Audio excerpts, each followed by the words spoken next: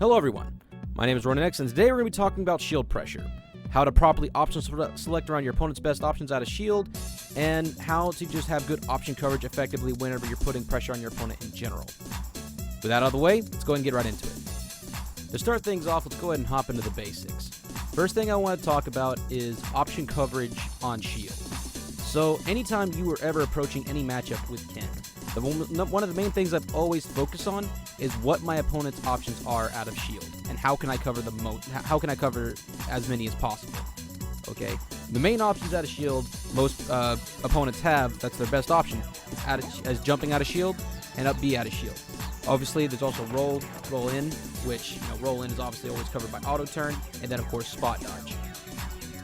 So anytime I see an opportunity to get in on my opponent because I see a clear habit of them shielding or something like that, I'm always assessing that and thinking about my positioning and how many options I can cover.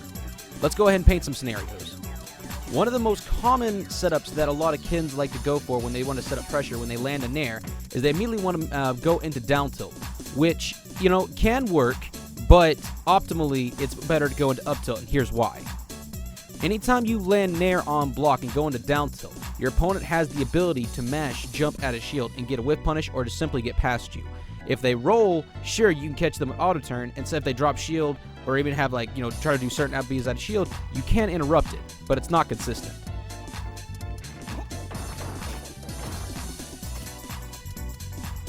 This option will frame trap spot dodge any drop shield options or if they roll behind you.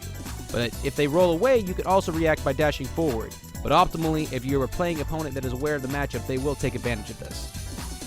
But whenever I go into up tilt, this is what happens. As you can see, jump is covered. Now let's see what happens whenever I do this against roll. As you can see, my up tilt will not reach from that range if they do roll behind me, so auto turn will not help if I just immediately mash. The concept you guys have to understand to be able to cover this option is to have a good ability to option select to your opponent's options. So if I land nair up tilt, what I'm going to be thinking about is, okay, now I know that up tilt won't be able to cover that. Okay, that's fine. I know my opponent doesn't have a good up B out of shield. In this situation, Ryu does, but we'll talk about that in a minute. This will mostly work on characters like Palatine and stuff like that are mostly mashing jump out of shield aerials. So if you're expecting that, that's covered. So what ends up happening when your opponent sees that, they see their only option is to really roll in or roll away. Well, we've already established that up tilt won't reach roll distance, so what do you have to do? You have to do something that's called hit checking. Hit checking is where you will just mash up tilt on block, but you're not actually thinking about your opponent jumping necessarily. If it happens, it happens. What you're anticipating is him to roll behind you, okay? Because if he does, you have to immediately switch to down tilt, like so.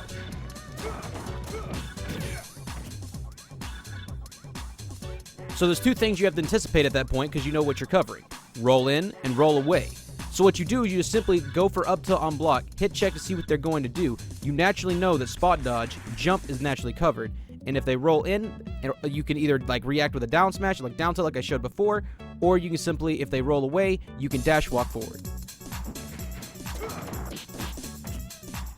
As you can see there, I have it set to Ryu to roll away. If you actually hit the lowest point on shield, you can cover roll in and roll away, but it's very shaky because actually spacing and hitting the very bottom of the shield consistently every single time can be hard. If you do manage to do it, it will cover roll away, but it's not exactly. It's kind of hard to be consistent with that. So understanding how to option select around what they can do whenever you put them in the up tilt where they can either roll in or roll away, if you're anticipating that, it still makes it easy for you to react just in case you don't space it properly. So options are still being covered.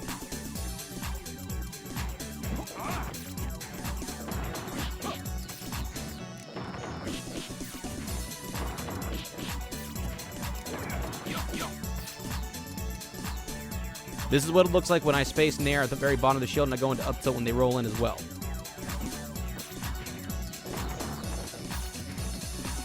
As you can see there, if I do the same spacing on roll in, it it doesn't end up working on Ryu. So now if you know that if you space the nair properly on block, roll away is covered, jump is covered, and if you are ready for the roll in and you option select in a down tilt, that is covered too on block. As you can tell, whenever you have this understanding, anytime your opponent is shielding, you pretty much cut it down to where they're pretty much stuck in shield, and you can just stay mashing up tilt till they either roll in or pick one of those other options, and then you can get your punish.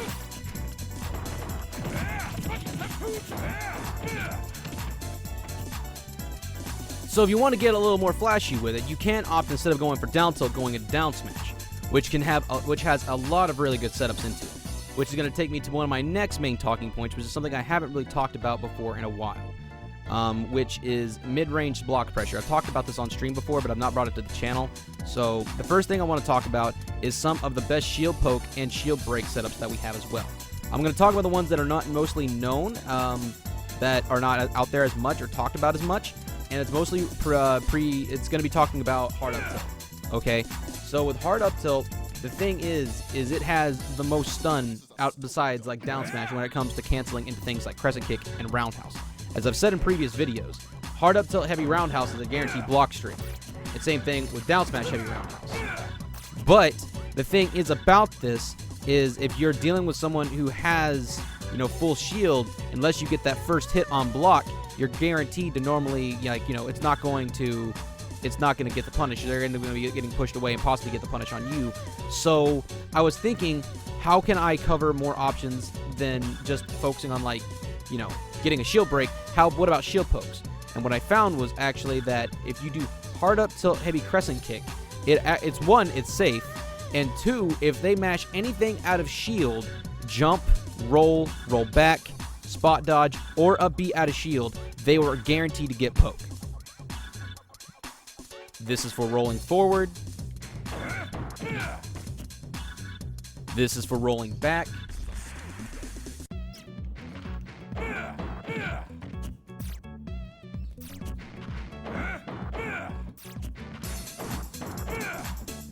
As you can see there, he's not even able to jump. Like, he has to wait until the last hit of Inazuma hits him on block before he's allowed to jump.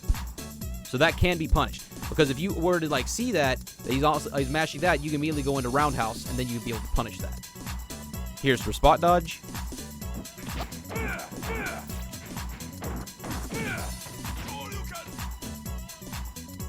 And finally, for Ryu's upbeat out of shield.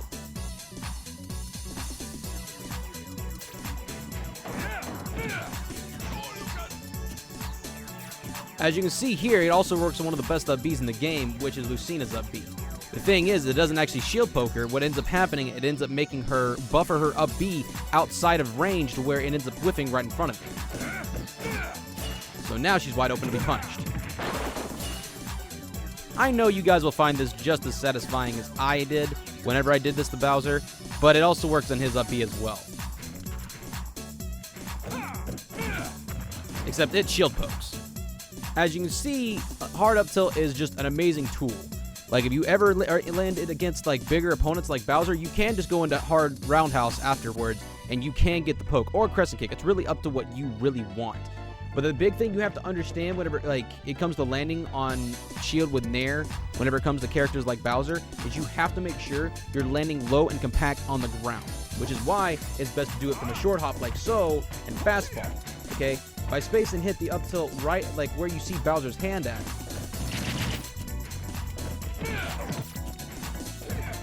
As you can see, if he tries to mash a B out of shield, he is guaranteed to get punished there. Okay? But the thing is, you have to also be paying attention to the options that you're not covering at this time. The only thing, if they read this, is they can sometimes grab, they can roll in, which if you hard up tilt, you're going to be in the lag of that, or sometimes they can roll away. This is specifically for a call out when you know that every time you land on top of them, they're going to up B out of shield. If your Nair is stale, this will not work.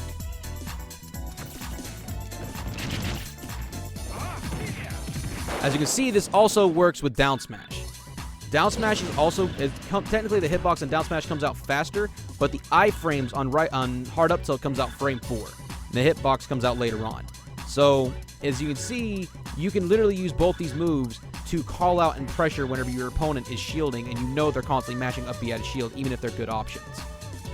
Another talking point I want to talk about is whenever you see they're clearly holding shield a lot, do not underestimate dash walk hard up tilt.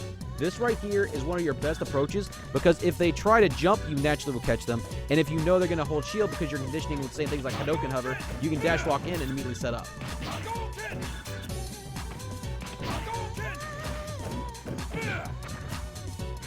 The thing is about doing this out of a dash walk is you can't go into heavy roundhouse out of a dash walk. It'll always give you sure you can. But on bigger characters like Bowser, it will shield poke.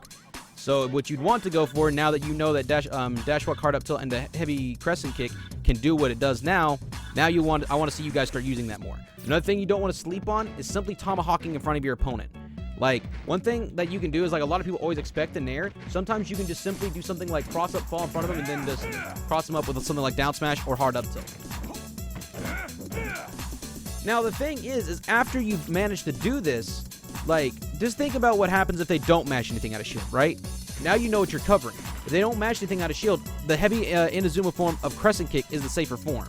Because it, well, technically, roundhouse has more shield pushback, but if you look at ultimate frame data, the frame data is slightly safer with Inazuma on the crescent kick. So when you have them at this range, now they're right there to where you can start throwing out mid-range block pressure, which is what I want to talk about next. Once your opponent is in this position, not only are they in a favorable position to where you can start throwing out things like F-tilt, roundhouse, whatever. Like roundhouse, like walk forward, F-tilt, and like kind of shimmying in and out by throwing out these good pokes. Hard down tilt, walk forward, whatever. Like F-tilt, hard down tilt, roundhouse. Hell, you can go for back air if you're crazy. But ultimately, if you just hold your position right here when they have a low shield health, you are putting on what is called positional pressure, which essentially is when you have your opponent in this position, they have no shield, it makes it apparent that they are pressured to want to do something, to commit in some way. Whether it is to come at you and try to swing, like throw out a Hail Mary, or to double jump over you. And what you need to do is understand how to option select and play in the positions you need to play to control advantage for as long as possible. So what does that mean? Pretty much what that means is if I end up going forward and I set this up, right? I'm going to sit here and I'm going to throw out like safe pokes, roundhouse to kind of cover high. Like F-tilt roundhouse is always really good and shimmying back and forth, because the moment they jump forward and try to do something, I can simply walk back F-tilt, walk back hard down tilt, down smash to catch where they're landing, roundhouse, and if they double jump above me, then I'm just going to simply hold center stage, okay?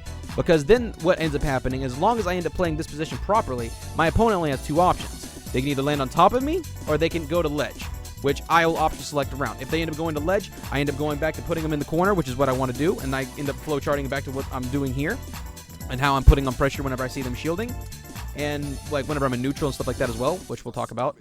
And it just kind of repeats the cycle. So essentially, whenever you start to understand how to option select around your opponent and shield and the options they want to use against you when you're setting up pressure, you essentially can work around whatever option they pick.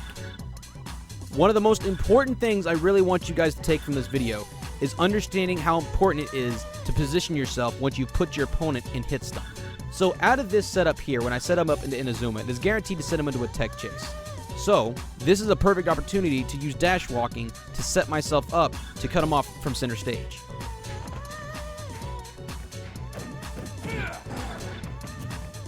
As you can see here, now because I dash walk, I was instantly able to position myself and put him right in the corner. Now he has low shield health, and I can go right back to my game plan that we mentioned before. So one of our best approaches whenever we see our opponent shielding is we can go in and nair, or we can just dash walk in and set up on block like I told you before. But another one I want to talk about is back air. When you back air, one thing is that if you hit the very bottom of your opponent's shield, it is -5 on block. Down smash comes out frame 5. You can go into roundhouse, which sounds really good. If your opponent does not immediately buffer something out of shield, you can get shield pokes and shield breaks out of this. As you can see here, I have Bowser buffering roll forward. That is covered. Let's try roll back. That is also covered. Jump is also covered. That is also covered as well. And now finally Upbeat.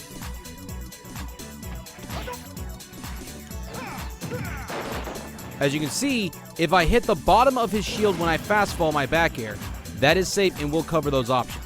If you do not hit the bottom of his shield, or if the move is stale, this will not work. If the move is stale, then you'd have to work into option selecting.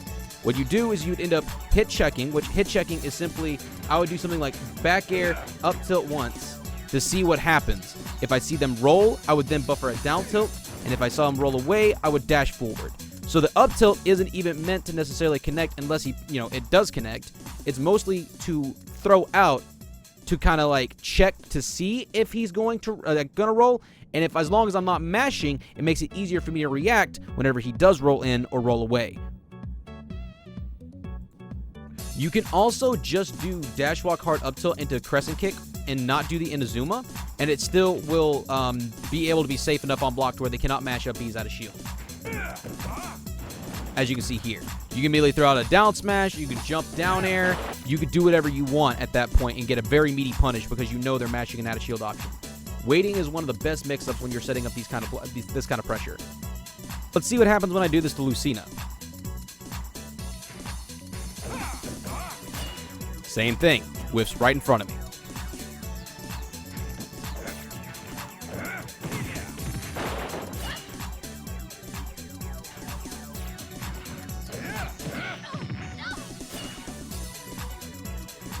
If you hit the lowest point of someone's shield, even on Lucina, you can make Nair, down smash, heavy roundhouse a true block string before they are allowed to up B out of shield. But you have to hit the bottom of their shield. You have to make sure you fastball correctly.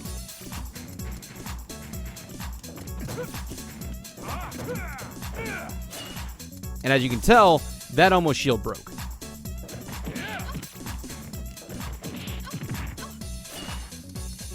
As you can tell, I tried to do the same setup with hard up tilt, but it doesn't come out, the hitbox doesn't come out fast enough.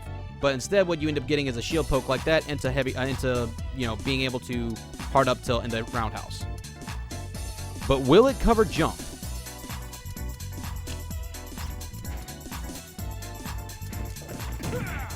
Yes, it will. The main thing I want you guys to take away from this is understand when you're setting up block pressure on your opponent, the main thing you want to focus on is what their best options are out of shield and how you want to work around them. If they have a good jump out of shield, notoriously they're going to be wanting to mash jump a lot out of shield, and if you start covering that with up tilt, you need to start anticipating roll in and roll away.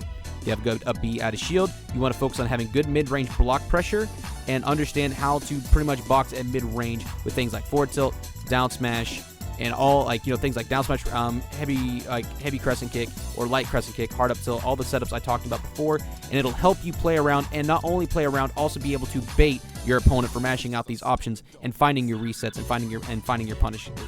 I hope that this helped you guys. Don't forget to like, comment, and subscribe. And if you have any questions about what we talked about today, please leave that down in the comment sections down below. I appreciate it. By the way, I am still coaching, so if you guys are interested in getting coached, make sure to shoot me a DM either on Discord or on Twitter. I am Ronan X, and I'll see you next time. Peace.